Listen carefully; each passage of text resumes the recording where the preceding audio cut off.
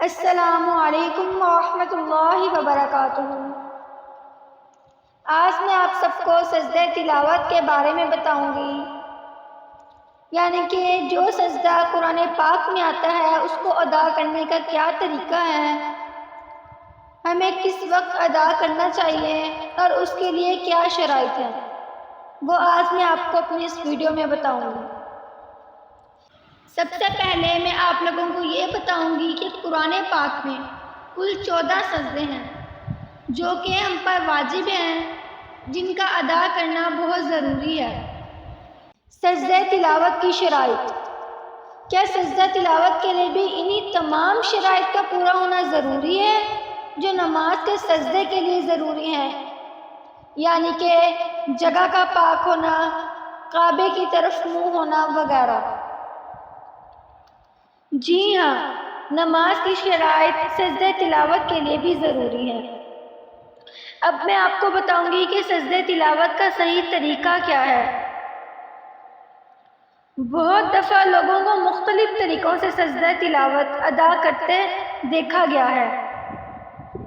سجدہ تلاوت کا صحیح طریقہ: اللہ اکبر کہہ کر سجدے میں چلے جائیں، یعنی کہ ہاتھ کندھوں تک اٹھائیں اور اللہ اکبر کہہ کر سجدے میں چلے جائیں، اور سجدے میں جا کر 3 بار سبحان ربی الاعلیٰ کہیں، یعنی کہ سجدے میں جا کر ہم نے 3 مرتبہ سبحان ربی الاعلیٰ کہنا ہے، پھر اللہ اکبر کہہ کر اٹھ جائیں۔ بس یہی سجدہ تلاوت ہے، ہم سلام نہیں کریں گے، یعنی کہ جب ہم نے اللہ اکبر کہنا ہے پھر ہم سجدے میں جائیں گے اور 3 مرتبہ سبحان ربی الاعلیٰ پڑھیں گے، اس کے بعد اللہ اکبر کہہ کر اٹھ جائیں گے، یعنی کہ بیٹھ جائیں گے، اور ہمارا سجدہ تلاوت مکمل ہو جائے گا۔ اس کے لیے ہمیں سلام پھیرنا ضروری نہیں، ہم سلام نہیں پھیریں گے۔ کھڑے ہو کر اللہ اکبر کہتے ہوئے سجدے میں جانا افضل ہے، اور اگر بیٹھے بیٹھے کر لیں تو بھی جائز ہے۔ یعنی کہ اب میں آپ کو بتاؤں گی سجدہ تلاوت میں صرف ایک سجدہ ہوتا ہے، یعنی کہ اگر قرآن کریم میں کہیں سجدہ تلاوت آیا ہے تو صرف اس پر ایک ہی سجدہ ہوتا ہے۔ سجدہ تلاوت میں 2 سجدے ہوتے ہیں یا صرف ایک؟ ایک آیت کی تلاوت پر ایک سجدہ واجب ہے، یعنی کہ ہم نے کسی آیت کی تلاوت کی، اس میں سجدہ تلاوت ہے، تو تب ہم صرف ایک ہی سجدہ کریں گے۔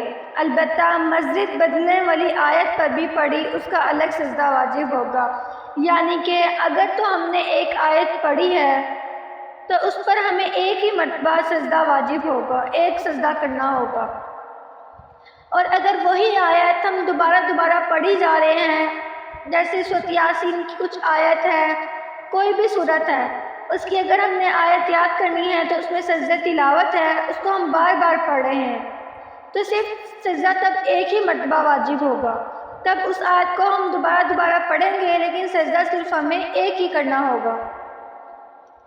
اور اگر ہم اپنی جگہ تبدیل کر لیں، ایک مرتبہ ہم لوگ کہیں اور بیٹھ کے پڑھیں اور دوسری مرتبہ اپنی جگہ تبدیل کر لیں اور پھر وہاں جا کر بھی وہی آیت پڑھیں، تو ہمارے اوپر 2 سجدے واجب ہوں گے، یعنی کہ اگر وہی آیت پر ہم جگہ تبدیل کرتے رہیں تو جتنی جگہ ہم تبدیل کریں گے اتنے سجدے ہم پر واجب ہو جائیں گے۔ یہ ہے سجدہ تلاوت کا صحیح طریقہ۔